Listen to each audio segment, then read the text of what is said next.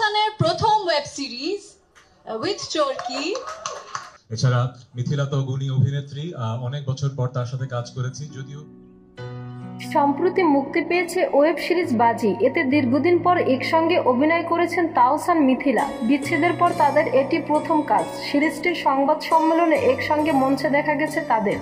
এগুলো নিয়ে সম্প্রতি ভারতীয় সংবাদ মাধ্যমে সাক্ষাৎকার দিয়েছেন মিথিলা। সেখানে তিনি জানিয়েছেন, বাজি সিরিজে তাহসানের সঙ্গে কাজ করার কারণে লোকে আবার অনেক কথা বলতে শুরু করেছে।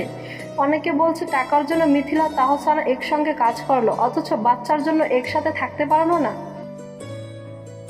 মিথিলা বলেন, লোকে তো জানেই না আমাদের পারস্পরিক সম্পর্কের কথা। আমরা খুব ভালো আছি। দর্শক ভাবছে 2016-এর পরে 2024-এ মিথিলা আর তাহসানের দেখা হলো, সেটা তো নয়, আমাদের তো প্রতিদিনই কথা হয়।